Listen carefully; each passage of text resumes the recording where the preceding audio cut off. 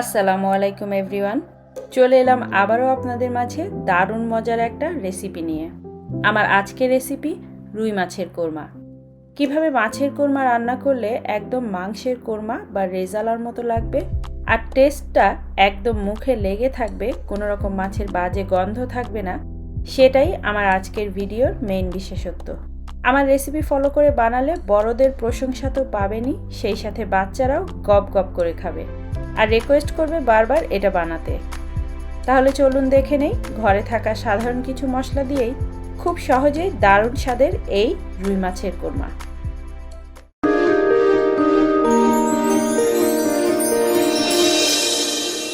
কোরমা রান্না করতে আমি এখানে ছোট বড় মিলিয়ে 8 পিস রুই মাছের টুকরো নিয়েছি।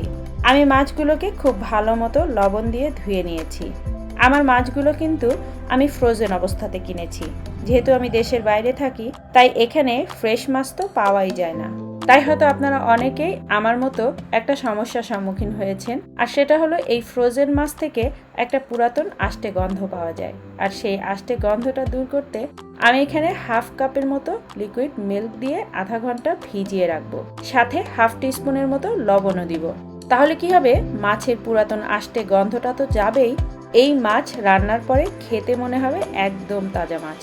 শুধু এই মাছ না, যে কোনো ছোট মাছ বা মাংস যদি ফ্রিজে বেশি দিন রাখা থাকে তবে এই ট্রিক্সটা অবলম্বন করে দেখবেন একদম ম্যাজিকের মতো কাজ দেবে। তো আমি আধা ঘন্টা পরে মাছগুলোকে আরেকবার পানি দিয়ে ধুয়ে নিয়েছি। দেখুন কত চকচকে ও ফ্রেশ লাগছে মাছগুলো। এখন আমি এতে দিয়ে দিব হাফ টিস্পুনের মতো লবণ আর 1/4 টিস্পুনের মতো মরিচের গুঁড়ো। এরপর হাত দিয়ে ডলে ডলে ভালো মতো মাছগুলোকে মেখে নিব আর 5 থেকে 7 মিনিট এভাবেই রেখে দিব। আর অন্যদিকে চুলোতে মিডিয়াম জালে একটা পাত্র বসিয়ে দিয়েছি আর সেখানে দিয়ে দিব হাফ কাপের মতো তেল। তেলটা যখন একটু গরম হয়ে আসবে তখন মাছগুলো ভাজতে পাত্রে দিয়ে দিব।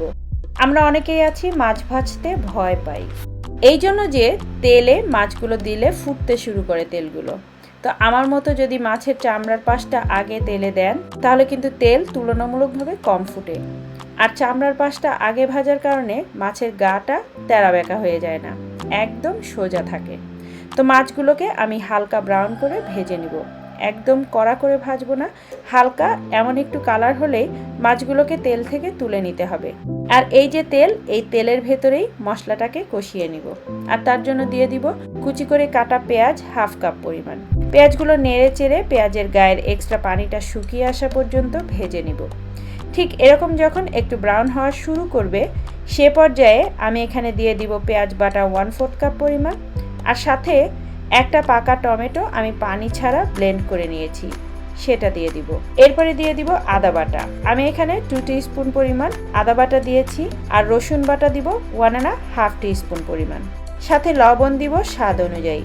এরপরে নেড়ে চেড়ে মশলাটাকে বেশ ভালো সময় ধরেই কষিয়ে নিতে হবে, মানে আদা রসুন পেঁয়াজ বাটা টমেটো বাটা বেশ ভালো মতোই ভাজা ভাজা হতে হবে। আর তার জন্য আমি এটাকে ঢেকে কষিয়ে নিব 5 থেকে 7 মিনিটের জন্য। মাঝে মাঝে ঢাকনাটা তুলে নেড়ে চেড়ে দিতে হবে, তা না হলে আবার নিচে পোড়া লেগে যেতে পারে। তো 5-7 মিনিট ধরে কষানোর ফলে মশলাতে আদা রসুন পেঁয়াজের কাঁচা গন্ধটা একদম চলে যাবে, আর মশলার উপরে তেলও ভেসে উঠেছে দেখুন। তো আমি এখন এতে খুব সামান্য শুকনো মশলা অ্যাড করব, আর তার মধ্যে আছে জিরার গুঁড়ো 1 টিস্পুন পরিমাণ, মরিচের গুঁড়ো 1 টিস্পুন পরিমাণ, আর ধনের গুঁড়ো হাফ টিস্পুন পরিমাণ। সাথে দিয়ে দিব আমি টক দই। আমি এখানে হাফ কাপ টক দইকে আগে থেকে ফেটিয়ে রেখেছিলাম, এখন আরেকবার একটু ফেটিয়ে এতে দিয়ে দিব। টক দই ফেটিয়ে মশলার ভেতরে দিলে মশলা কষানোর সময় টক দইগুলো ভালো মতো মিশে মশলাতে একটা ক্রিমি টেক্সচার নিয়ে আসে। সাথে দিয়ে দিব কাজু বাদাম বাটা। কাজু বাদাম বাটা এখানে দিয়েছি আমি 2 টেবিলস্পুন পরিমাণ। এরপরে আবারও নেড়ে চেড়ে মশলার সাথে সব কিছুকে মিশিয়ে নিব, আর এবারও একটু সময় নিয়ে মশলাটাকে কষিয়ে নিতে হবে। এই পর্যায়ে মশলা যত বেশি ভালো করে কষাবেন মাছটা খেতে তত বেশি টেস্টি হবে। আর তার জন্য আমি ঢাকনা দিয়ে ঢেকে মশলার থেকে তেল ছেড়ে আসা পর্যন্ত কষিয়ে নিব। দেখুন মশলার ওপরে কিন্তু তেল খুব ভালো মতো ভেসে উঠেছে, কিন্তু তারপরেও আমি আরও 1 থেকে 1.5 মিনিট এটাকে নেড়ে চেড়ে ভালো মতো কষিয়ে নিব। আর তারপরে একে একে ভেজে নেওয়া রুই মাছগুলোকে এর ভেতরে দিয়ে দিব। এরপরে একটা চামচ দিয়ে একটু মশলা মাছের গায়ে এভাবে লাগিয়ে দিব আর তারপরে ঢাকনা দিয়ে ঢেকে মাছটাকে কষিয়ে নিতে হবে। মাছটাকে এমনভাবে কষাতে হবে যাতে মাছের ভেতর পর্যন্ত মশলাটা ঢুকে যায় কষানোর মাধ্যমেই, আর 80%-এর মতো সিদ্ধ হয়ে যায়। মাঝে মাঝে ঢাকনাটা তুলে এভাবে একটু নেড়ে চেড়ে দিতে হবে, তা না হলে বাদাম বাটা আর টক দই দেওয়ার কারণে খুব সহজেই নিচে লেগে যেতে পারে। তাই সাবধানতার সাথে মাছের ওপরে তেল ভেসে আসা পর্যন্ত কষিয়ে নিতে হবে। আমার মাছের ওপরে এত সুন্দরভাবে তেল ভেসে উঠেছে সেটা দেখেই বোঝা যাচ্ছে হয়তো। মাছগুলো খুব সুন্দরভাবে কষানো হয়েছে। আর আমার মাছগুলো যেহেতু একটু বড় সাইজের ছিল তাই মাছের গায়ের তেল গলে ঝোলের সাথে মিশে তেলের পরিমাণটাও বাড়িয়ে দিয়েছে। আর তাছাড়া আমরা এখানে বাদাম বাটা দিয়েছি, আর বাদামেরও নিজস্ব কিছু তেল থাকে, তাই সব কিছু মিশে তেলে ঝোলে একাকার হয়ে গেছে। এই কষিয়ে নেওয়ার প্রসেসটাই একটু কষ্টের, তবে এইভাবে কষিয়ে নিলে মাছটা কিন্তু খেতে দারুণ লাগবে। এখন মাছের ভেতরে কিছুটা ঝোল অ্যাড করতে হবে। তার জন্য আমি এখানে হাফ কাপ পরিমাণ গরম পানি অ্যাড করব আর ঢেকে আরও 5 থেকে 7 মিনিট রান্না করব। যেহেতু মাছের কোরমা তাই ঝোলটা একটু মাখো মাখো রাখবো আমি। তো এই পর্যায় পর্যন্ত ঝোলটা টেনে আসলে চুলোর জালটা কমিয়ে দিব আর 1 চা চামচ পরিমাণ চিনি দিয়ে দিব। 20 থেকে 25টা দিয়ে দিব কিশমিশ আর 1/4 টিস্পুন পরিমাণ দিব গরম মশলার গুঁড়ো। এরপর এগুলোকে ঝোলের সাথে একটু মিশিয়ে নিব আর তারপরে দিয়ে দিব 2 টেবিল স্পুনের মতো পেঁয়াজ বেরেস্তা। এরপরে পেঁয়াজ পাতা দিব 1 টেবিল স্পুনের মতো। এটা অপশনাল, হাতের কাছে থাকলে দেবেন, না থাকলে নয়। এরপরে দিয়ে দিব 7-8টা আনাম কাঁচামরিচ ঘ্রাণের জন্য। এতে ঝাল ছড়াবে না, তবে আপনারা যদি একটু ঝাল খেতে পছন্দ করেন কাঁচামরিচগুলো ভেঙেও দিতে পারেন। তারপরে দিয়ে দিব 1 টেবিল স্পুন পরিমাণ খাঁটি গাওয়া ঘি। এরপরে আমার রান্নাটা কিন্তু শেষ হয়ে যাবে আর আমি মাছটাকে ঢাকনা দিয়ে ঢেকে আরও 10 মিনিট গরম চুলোর উপরেই রেখে দিব দমে।